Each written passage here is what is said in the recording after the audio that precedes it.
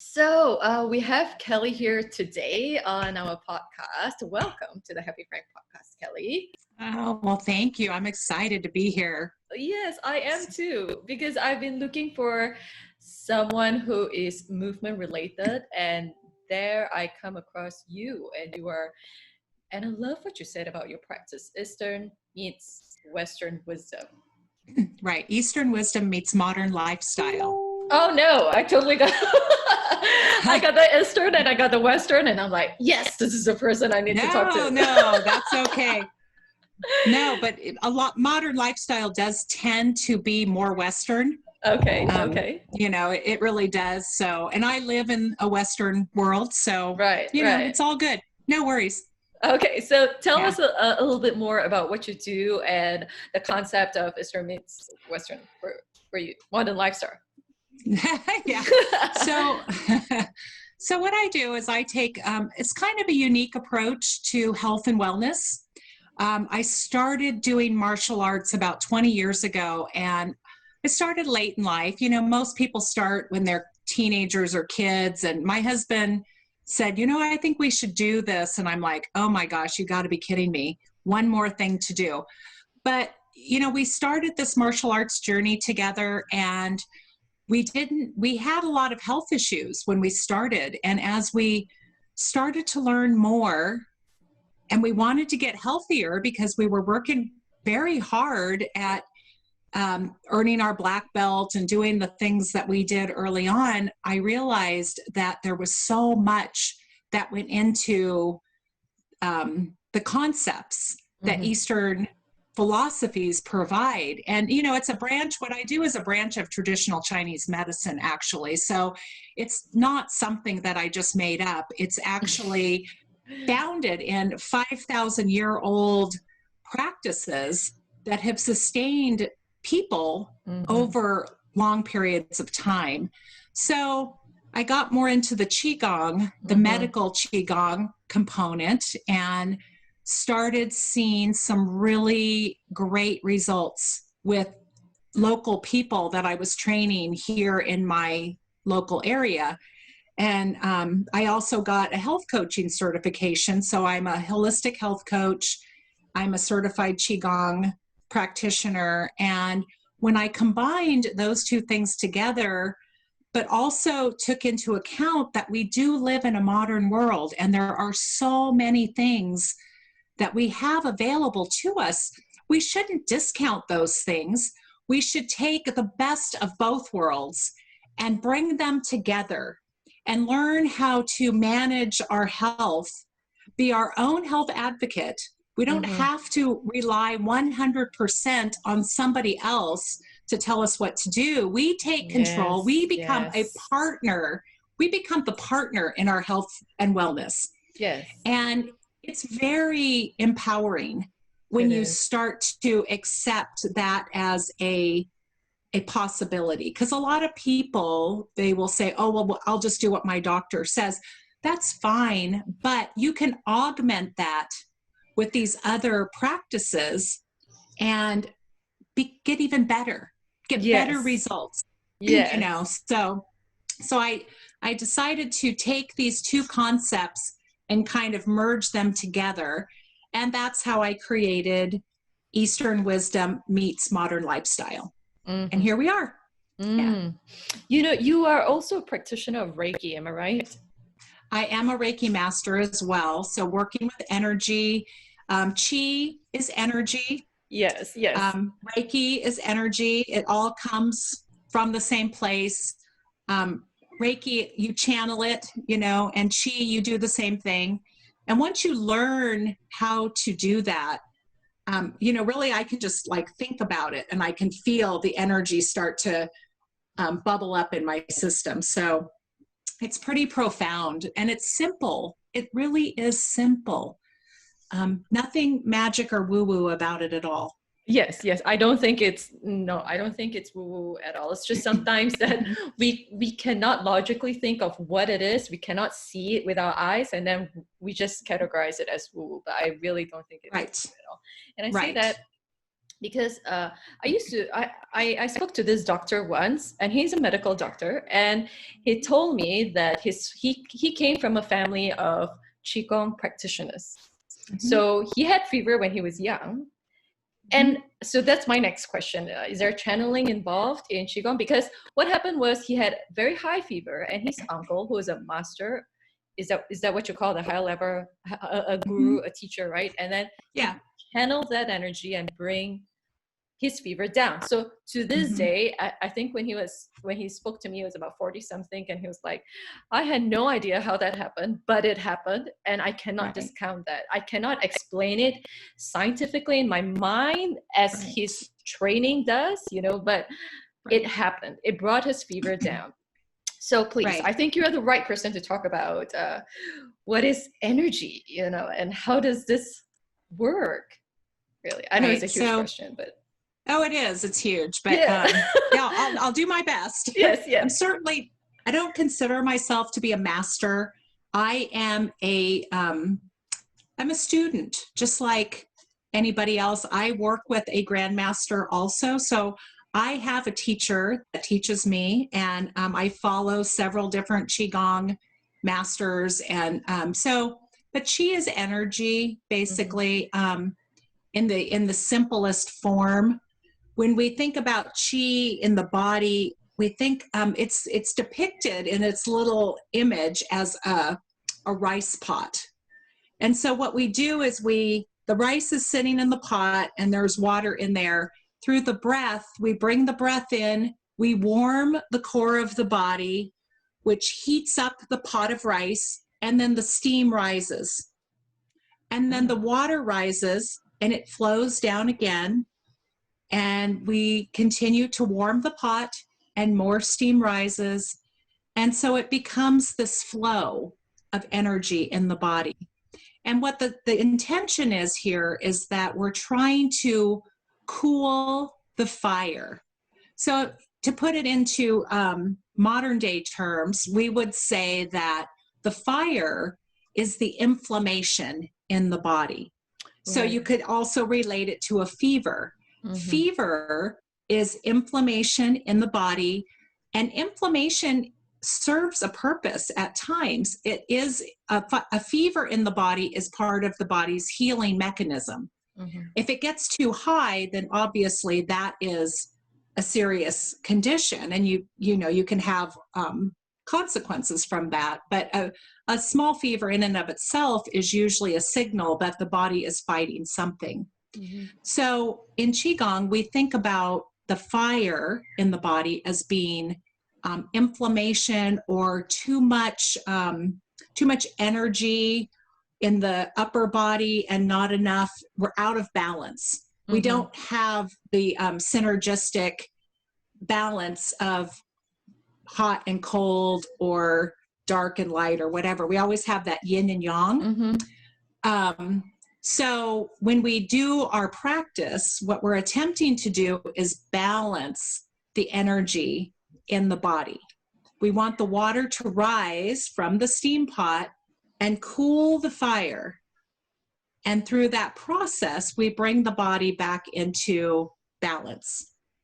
And it's through movement and breath and intention.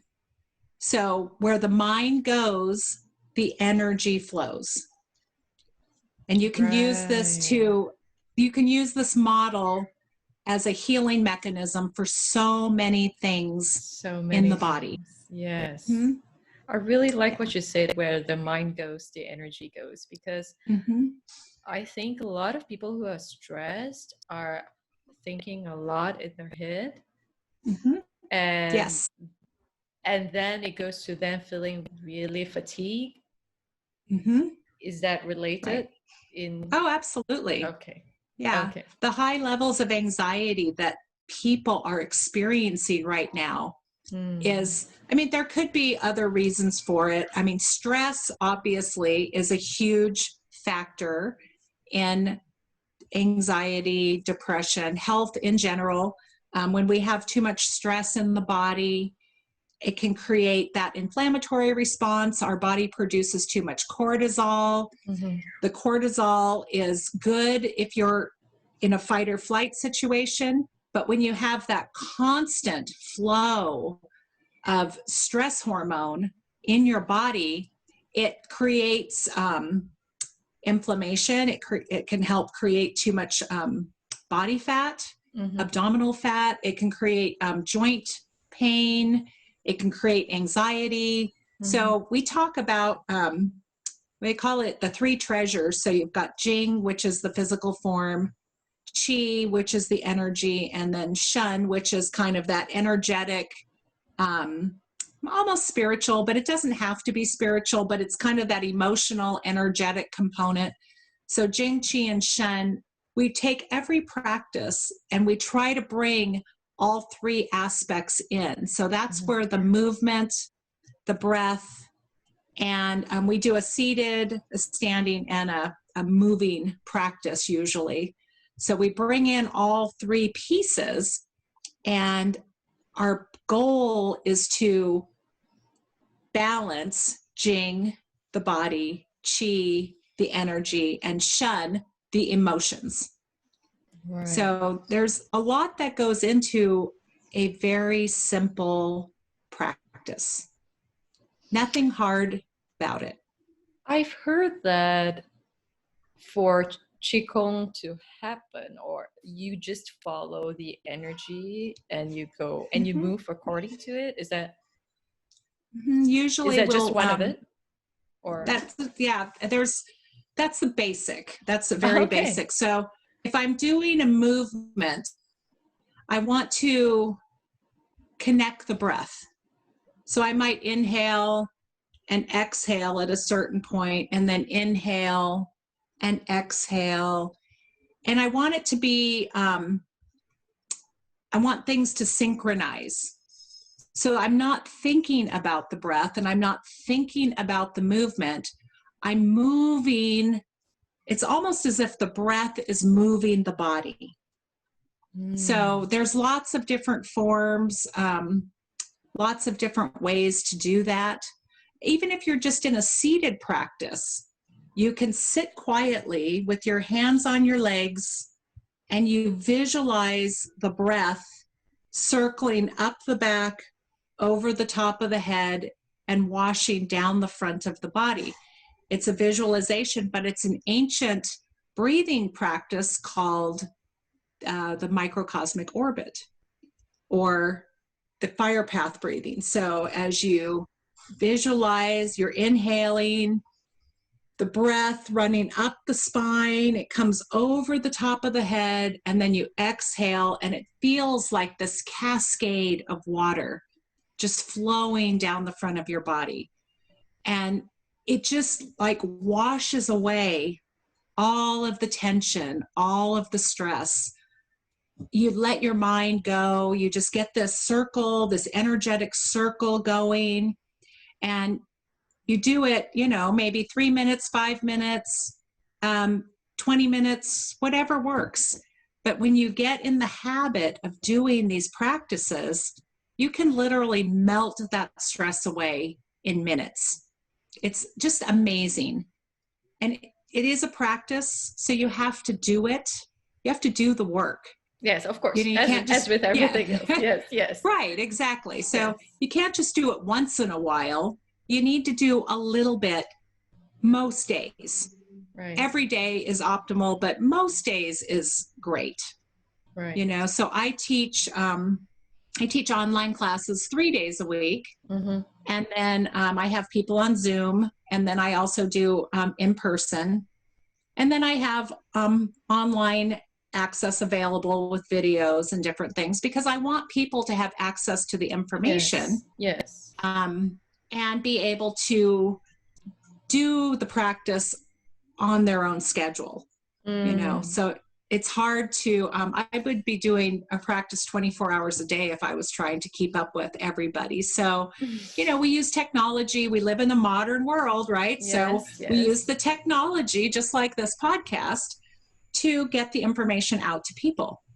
And then we do the work. So if, let's say, somebody were to attend a Qigong class once a week and not do anything in between, does it still, I mean, there is some value, right? There is some value, absolutely. Yeah, I mean, But it would be a practice that you do daily that you would highly recommend, which is why the internet version of things. right, right. So, I mean, I do have people who admit that they'll only practice with me, and if they're not with me, they won't practice at all. But if I can get them, to, if I'm, let's say I go on vacation and I'll say, did you practice? Oh, well, I did one day, or, you know, and that's okay. Because again, we use this process called observation, contemplation, and meditation. Again, a series of 3. And even if they're just sitting quietly in nature, let's say they go outside and they are sitting out on their patio and they're just contemplating the breeze and the hummingbirds blowing, and maybe there's some flowers blooming and whatever. And they're just in that process of breathing and contemplating and taking in nature. I count that as a Qigong practice. Right. Okay.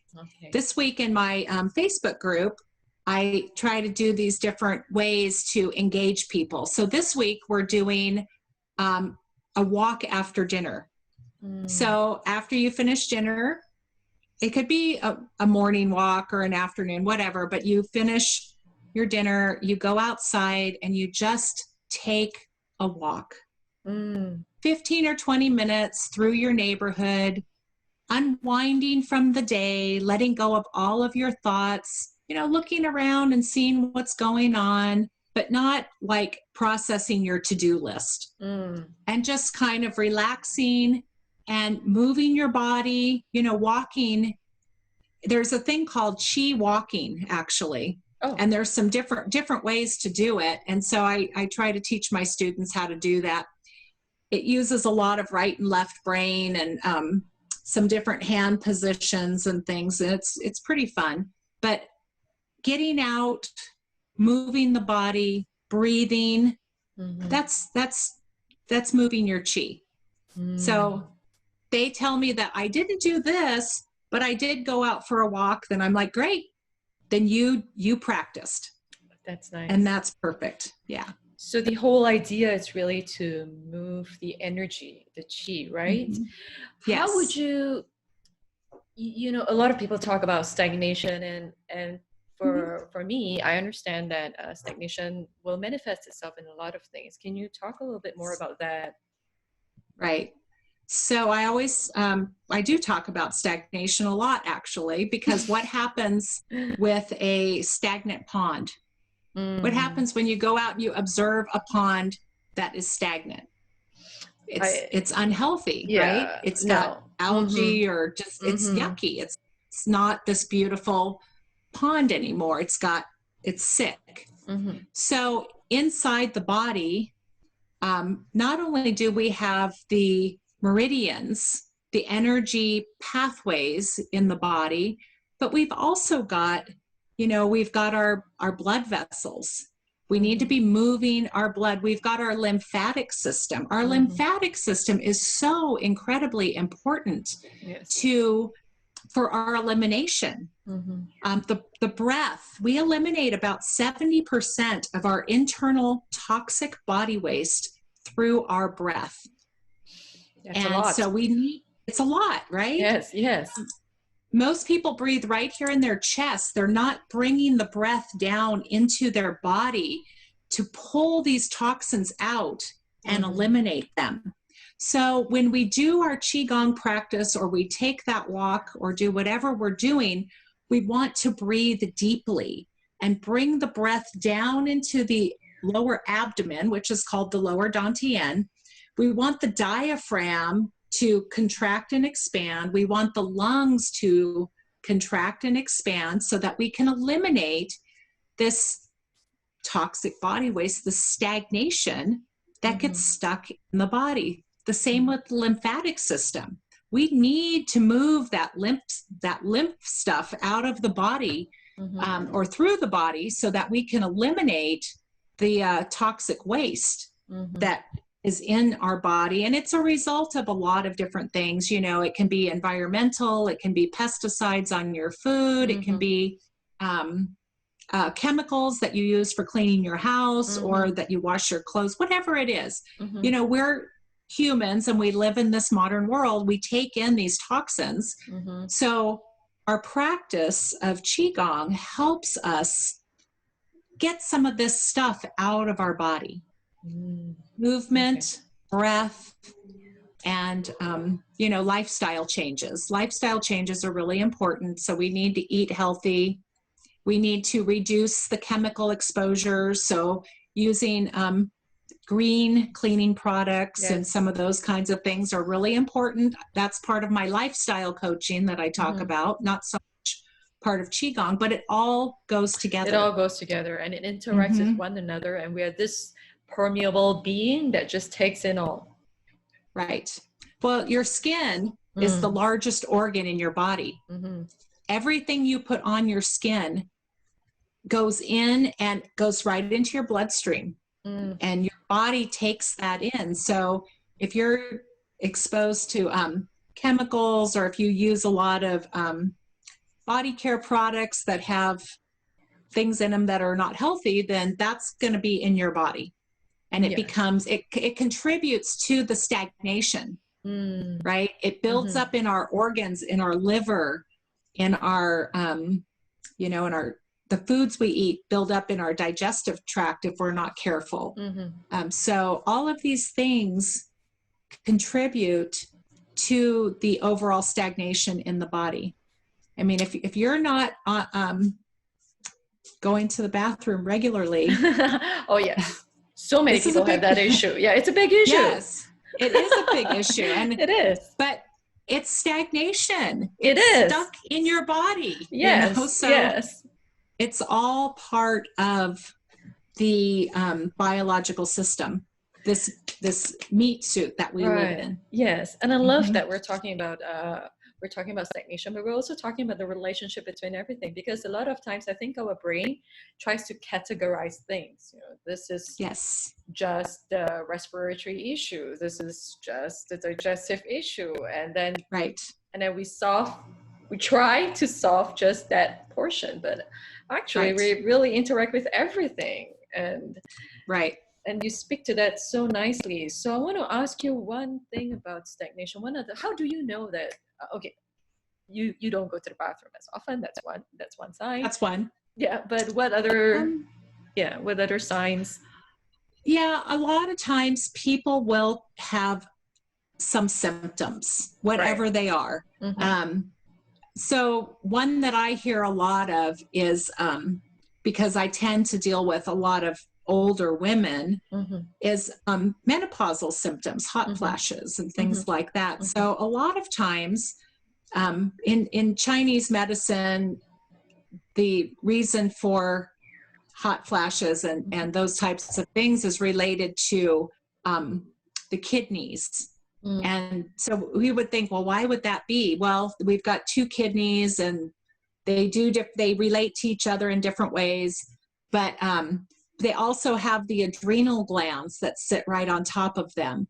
And so a lot of people, we go back to what we were talking about with stress and cortisol, a lot of people are living this overactive lifestyle. They're not taking the time to do self-care and nurture their body. So the adrenals get overworked, and that's the cortisol. So that's gets the body all inflamed. Inflammation causes stagnation. And then they start to have fatigue, and then they start to eat poorly because they're looking for food or whatever to make them feel better. And so one thing leads to another. A lot of times I'll have clients that come to me complaining about digestive issues. So we work on that, and there's usually a lot of stagnation in the body from that. And then they'll say, well, now I'm noticing this or that. And then one thing leads to another. And it's because the body is a system. like you just said, Mm-hmm. that there's a lot of interrelationships, but it presents at first as one or two complaints usually. And once we clear the energy channels, once we start to get the body systems themselves working, we clear all of that stagnation and that constipation and all those different things that the body is unhappy about. Mm-hmm. The chi is the medicine, okay? And when you start to do the work and we clear all of the layers, sometimes it's like peeling back the onion. Mm-hmm. You got to start peeling back the layers to figure out what's actually in the middle. Mm-hmm. And once we get through that process, they're so much healthier. They're so much happier. Their vibrancy just explodes. And they're like, oh my gosh, I never thought I could feel this good. And so we just, we're clearing on a physical level, the Jing. We're clearing on an energetic level, the Qi. And then we also clear on the Shen level, which is the emotional side. We always store our traumas in our cellular structure, in our organs. So a lot of times when we start doing the practice, people will say, oh, I've just felt so angry about that. Well, if they have liver stagnation and we start to clear the liver and the liver starts to heal and process better and their metabolism increases and they're doing the work, that the chi goes in, it clears the liver meridian, and then some of this emotional baggage a lot of times will come up also. And maybe it was they were just angry because they didn't feel good. Or maybe they had some other trauma. But so we're always looking at all the different levels, all the different areas. And it's just funny how it comes out that way, because sometimes, like I'm using the liver as an example, but as we clear the liver, they'll be like, I just don't know why I feel so upset about this. And I was like, well, what's going on?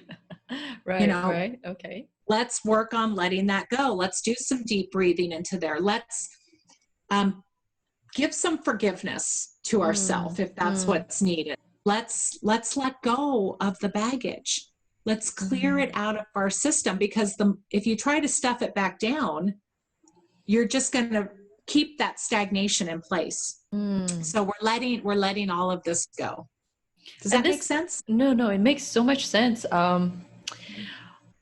Because I mean, emotions and physical manifestation, they are always related.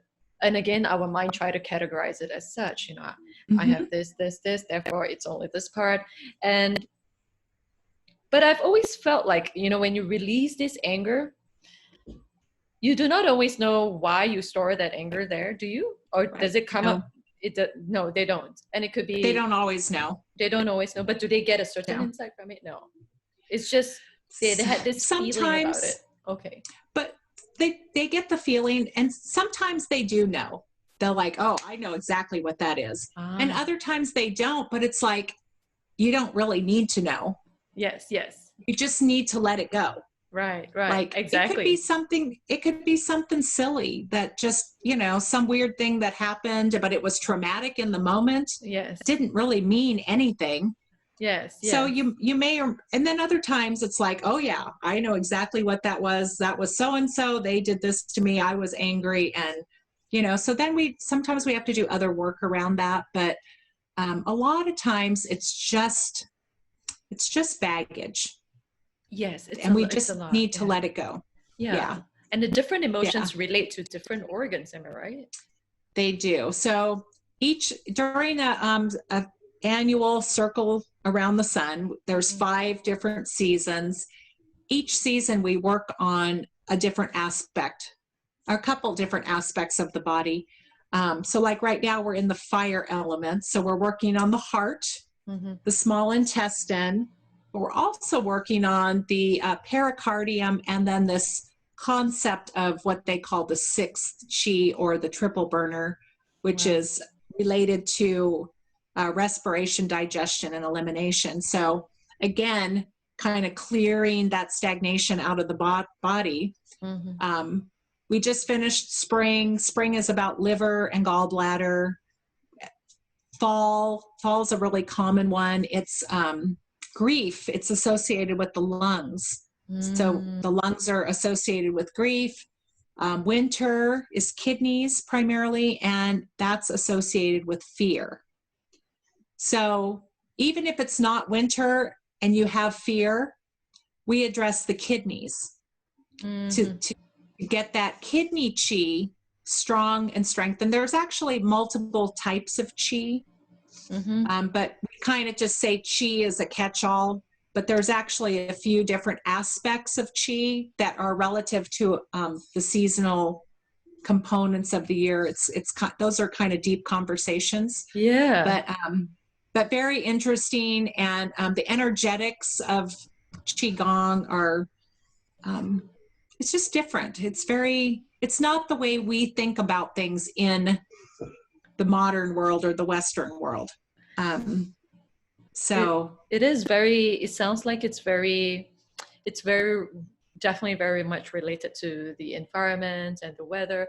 And I've always wondered, like, for people like us, we stay in the tropics where the whole year it's warm and sunny. You mentioned there are 5 seasons. Yeah. So, right. Well, there's only 4. No, there's 5. Yes. In Chinese medicine, there's 5. So we break summer up into early summer and late summer.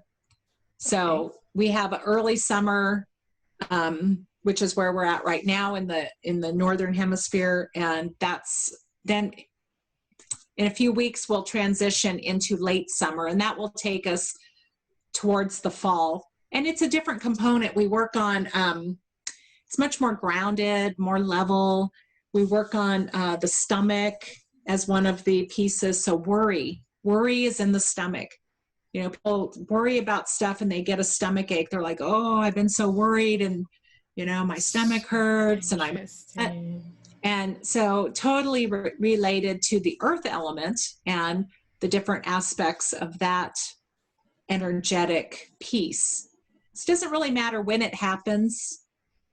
It comes in different ways, and then we address it based on the symptoms that present. But then we usually find that there's some other underlying component that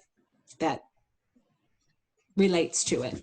So you would use these seasons to strengthen the particular organs, then using Qigong. And for people like us that, we live, it's always warm and sunny here. It's either warm or warmer, or, So how do we do that? Like, do we do the 4 seasons thing as well? Or, there's certain times of the year, of course, it's cooler, but it's still, I don't know. Okay. I do not know how to convert. Yeah, but in Fahrenheit. Yep. But, nope. Yeah. It doesn't really matter. So if spring is a different time of year where you live than where I live, you would practice spring based on your schedule there. Right. I might be doing something different here. It doesn't really matter. We adapt it to the area. My instructor lives in Arizona. Right. So it's hot there all the time. Okay. They don't really get where he's at in the Phoenix area. He doesn't really get a winter. It's pretty much warm weather most of the time. I live in Northern California, so we do tend to get 4 seasons. It's a little easier to see the natural progression. But it doesn't matter where you live, because the components, the elements that relate to the season are going to be whatever they are for where you live. So if it's springtime, whatever is normal for your area is what we would look at. It's not going to be the same as here. And if you don't have very noticeable seasons, we still do the energetic practice. Right. So it's we just adapt it. Yeah. Yes. That's good. I was also wondering, I've heard where people do Qigong and then they start to cry uncontrollably or they laugh uncontrollably. What is that? Is it a release? Right. It's a release. Okay. Yes. And laughter is a release also. So a lot of times that's related to the heart. So the energetic of the heart is joy, typically. The opposite of that could be like shock. So you get some bad news and you go, you know, and it's this moment of shock. But uncontrollable hysterical laughter is kind of the opposite. So it's like you've got happy laughter over here, but a lot of times when we get something that's really shocking and we just start laughing uncontrollably and pretty soon we're crying, you know, that's a release. That's a release of emotion from the heart. Yeah. And there is no good or bad. So it is just a release. It doesn't matter what kind of ways you release it. Is that right? Right. Yep. Right. It doesn't matter. Whatever works for you. Okay. You know, okay. If you're trying to purge an emotion and the way you do it is through tears or hysterical laughter or whatever, I'm not going to say, oh no, don't do that. That's not right. Because whatever it is for you, you need to get it out of your system. You need to let it go. So people have different ways of expressing emotion. And the most important thing is that you do express it. Yes. That you allow those feelings to come out. And sometimes it makes us feel very vulnerable, and we don't want to put ourselves in that really uncomfortable situation. But you really need to do it to let it go. Because the longer you store it in your body, the more embedded it gets and the harder it is to heal. So it's really important. Let's say someone went through a traumatic experience, like say 20 years ago, can they do Qigong now to release it, or will it take a really long time before they see any results? I mean, is it like a time related thing for them? No, I mean, it's never too late to start working on those issues. No, it's never too late. You know, so whatever it is, if you waited 20 years, if you're ready to let it go, you know, if it was 20 years ago and now you're coming up and saying, you know, I really think it's time I let this go, then by all means do it, you know, and you can use the practice, you can use the breath work, you can use the meditation. We do meditation in Qigong, you know, and there's a lot of different ways to meditate, and it's important. Actually, meditation in and of itself is a really important piece of the practice. And it's really important to give the mind that quiet time and let the nervous system kind of rebalance. And meditation takes us into that quiet space in the body without all the chatter from the outside world. Meditation is, whether you do Qigong or not, meditation is a really wonderful practice that I highly recommend for everybody. Definitely. Yes. I always find I find the need to want to sit down, you know, if I'm going too much, and, you know, and I find so much comfort in that.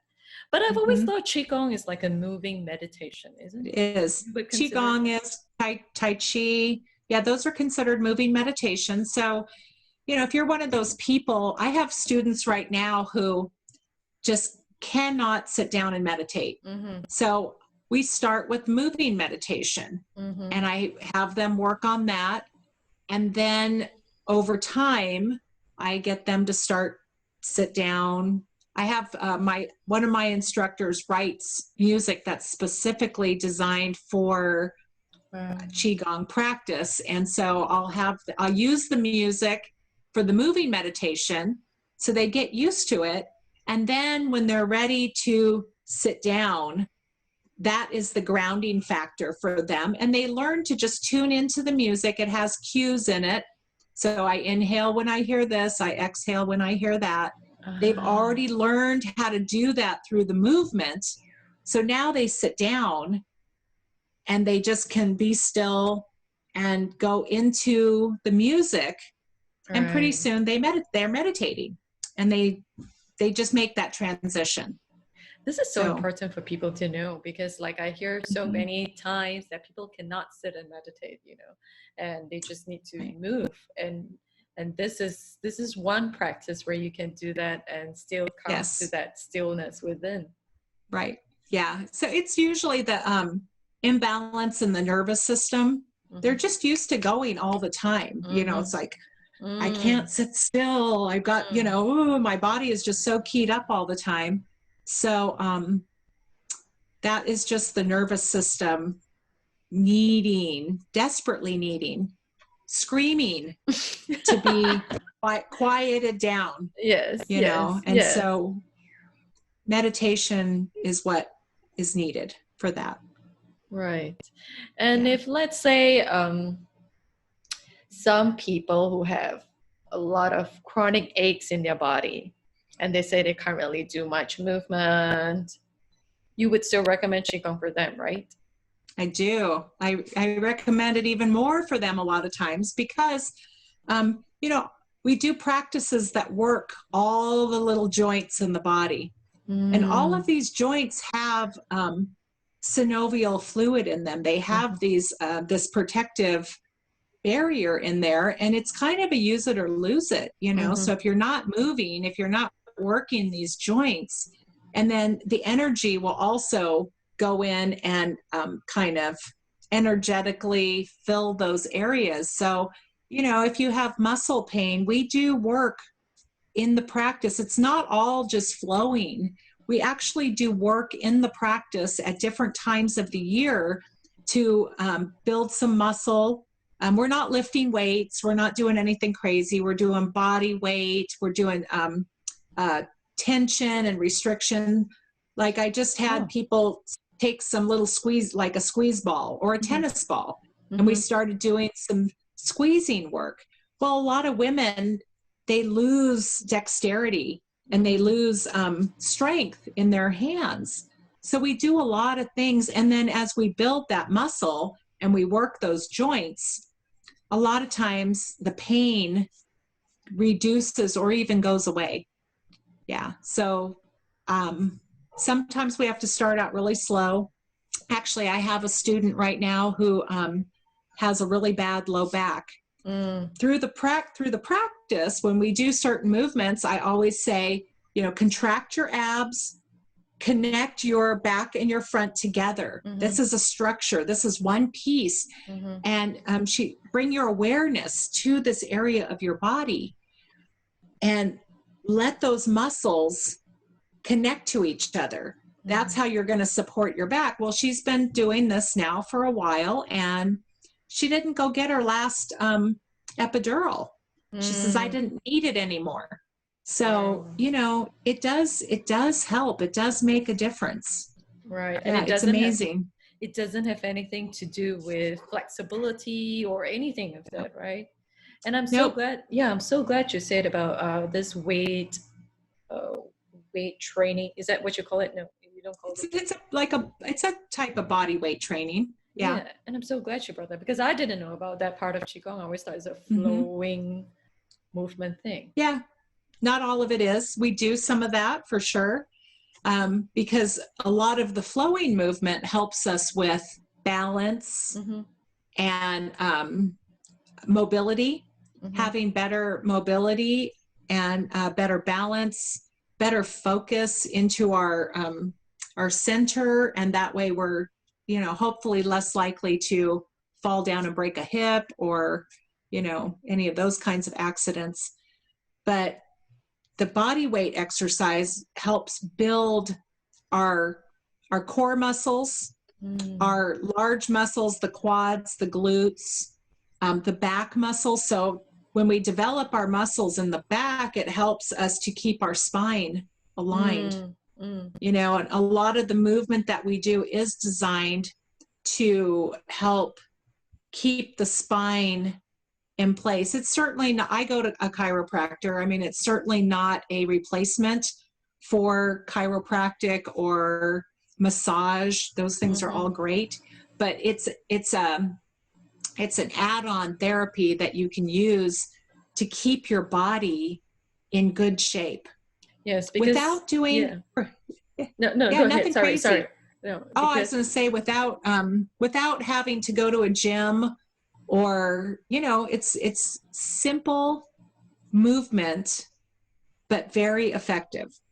mm, And I was about to say, because like, even if you go to a chiropractor or an osteopath, I mean, you can't possibly go there every day or once a Right. week or anything like that. I mean, it has to come from daily practices that prevents you Right. from going there so much. I mean, if you have to go there, it's fine, you know, it's fine. It's Uh-huh. perfectly fine Right. for alignment once in a while here and there, but Mhm. you have to have this daily changes in your life for it to Right. work.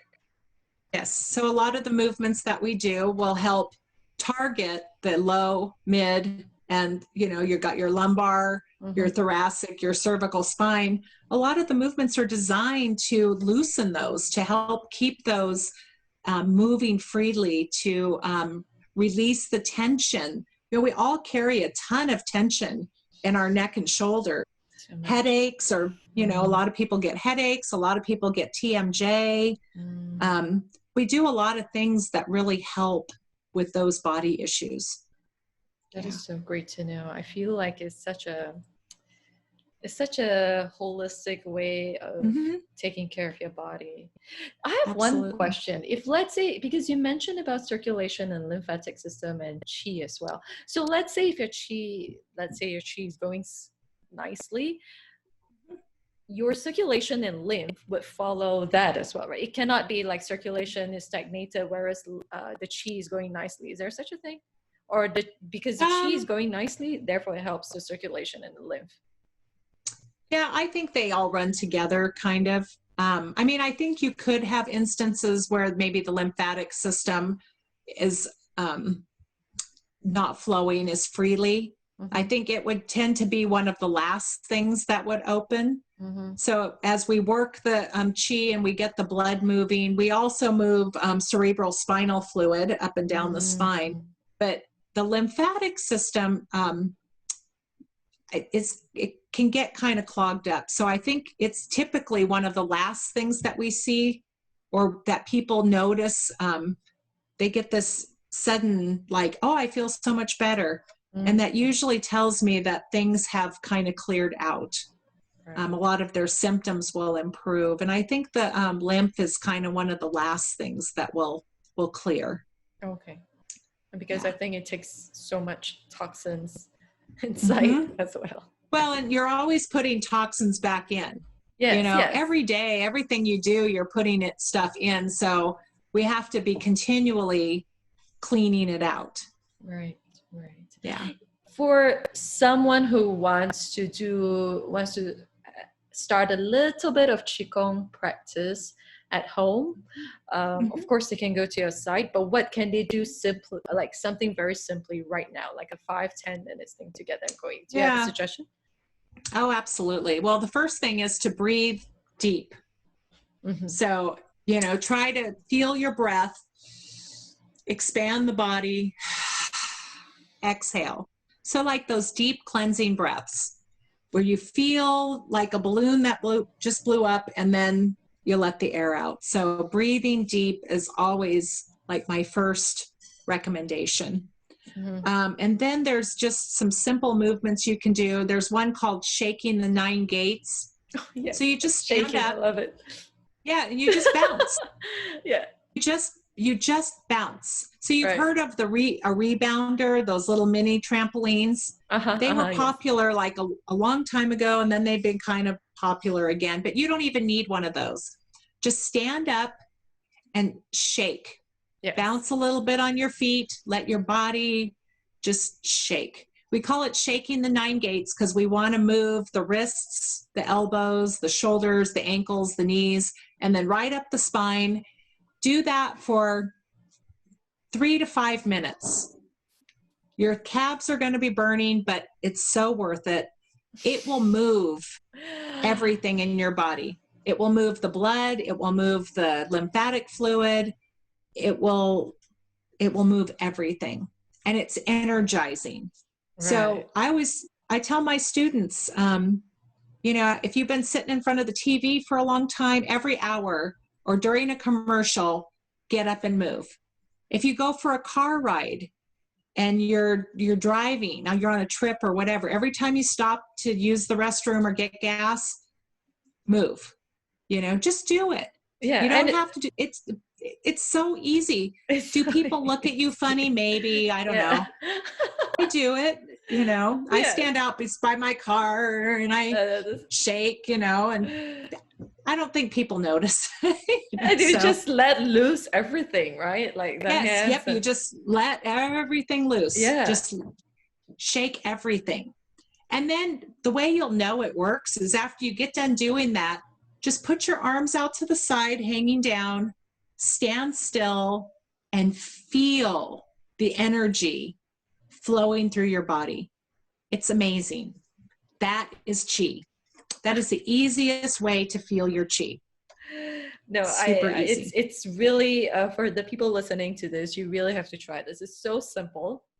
And I know I learned this from someone before, and when I met Kelly, I told her about this, and it's just so amazing. And that's my first foray into Qigong, and I felt like people in lockdown, people should know about this, because you can't go out running for some people, and maybe you can't take walks around the neighborhood, but you can definitely do the shaking. You can do 2 to 3 times a day for like 5 minutes, and then yes, you feel this energy going through your whole body, and it's just so fun. And I did it with my mom as well when she was so angry, and I was like, she looked at me like I was crazy. I was like, come shake with me. and you know, like this, and after that 5 minutes of looking crazy together, shaking at each other, and then she was like, okay, I'm good now. Yeah, it's truly amazing. You know, and with these lockdowns and things that we've all been going through, you know, we do feel a lot of stress. Some people have, you know, lost their business, lost their job, whatever. Yes. So there's a lot of stress. There's the anger, there's the fear. Fear is a big component of that. There's the grief, you know, and the worry. So all of these energetics that we've talked a little bit about in here really do come into play.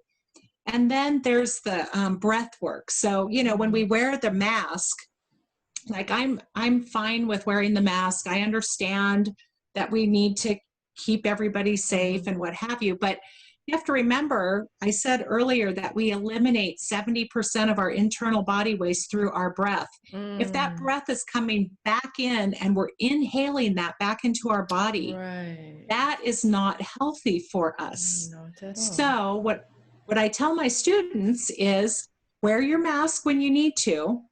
And when you take it off, I want you to stop and take 10 deep cleansing breaths. Inhale and really release that breath out. Clean your body. 10 deep cleansing breaths. It will energize you for one thing, because when you breathe that toxic waste back in, it has a tendency to kind of take your energy away. It makes you feel kind of tired, a little lethargic.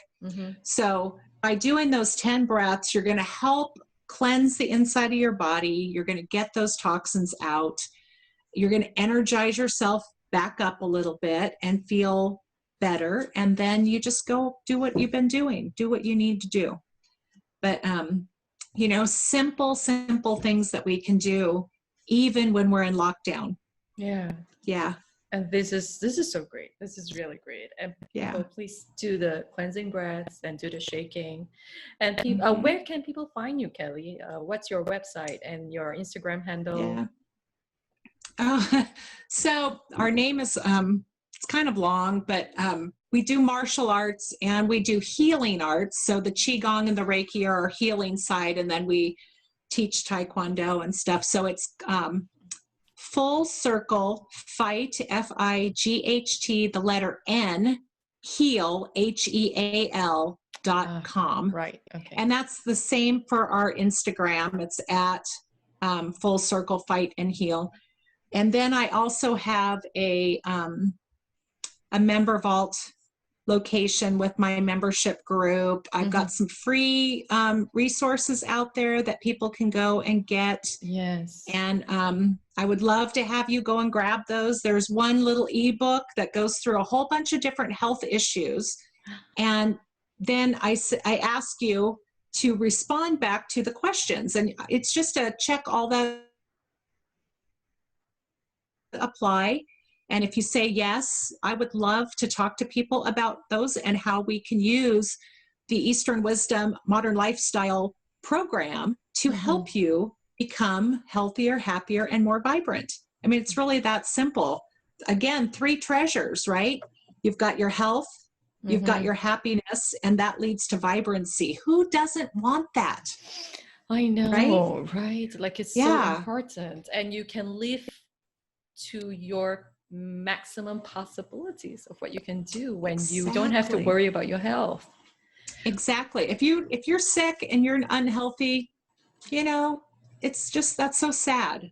And I have seen people have very profound results when they do the practice, when they make the nutrition changes, when they make the lifestyle changes.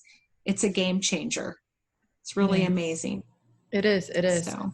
And when you change, the people around you, your interactions with people are different. Your relationships are different. And you can give and love your loved ones even more, right? Yep. And that's the best form of love, really. Exactly. You know, and self-care, self-love.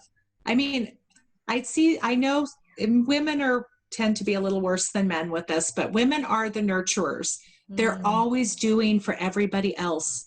And it's so important that they do these things for themselves so that they can give more, so that they can be there for their families, for their grandkids, their great-grandkids, whatever it is. You have to take care of yourself first. I always say, this is your home and this is your vehicle. If you were taking care of your home, you would fix the things that went wrong. You fix your car whenever it breaks down. This is your home and this is your vehicle. Yes. You need to put some time and effort into the body. We bring our car for servicing. Exactly. We buy car insurance. We do weekly scrubs and washes on our car, but we don't do that for ourselves. And if, let's say, you have no other chance of buying another new car, what would you do today? You know, it would be so different. Right. This is the only car you will have in your life. This is the only car you're going to get. That's right. Yes. Yes. So keep it, take good care of it. Take good care of yourself. It's such a gift. Such a gift, really. And it's such a huge learning process. It is. So for but those it doesn't of you, have to be. It doesn't have to be hard. Yeah, it doesn't have to be that hard. It does. And in the whole process, you really discover so much about you. You do. And I think that's so beautiful. Yeah. So for those who really want to learn about Qigong, really want to feel healthier and how to incorporate that into your life today, Kelly is such a great person to go to. And there are not many Qigong practitioners who would have access on the internet as well. And, Kelly has a free resource for you to go and learn more about Qigong. So thank you so much for your time, Kelly. Oh, you're welcome. Thank you. It's my pleasure. I love sharing this information. I've been through the process myself. I've seen the results with myself, my students. It's simple yet profound, very effective. Very effective. And if you can't see Kelly now because you're listening to the podcast, you can head on to the YouTube. Just have a look at her. She's like vitality, Kelly. Oh, well, thank you. And I do 30-minute free consultations also, so if anybody's interested in finding out more, they can, we can do a free call. Yes. I'm happy to talk to people. I call it a Qi consultation. So we can, but it can be anything. It can be, body issues. It can be health. Like I said, I do coaching. So, all related. Yes, totally. Thank you so much again, Kelly. Oh, well, thank you. Totally appreciate it. Yes.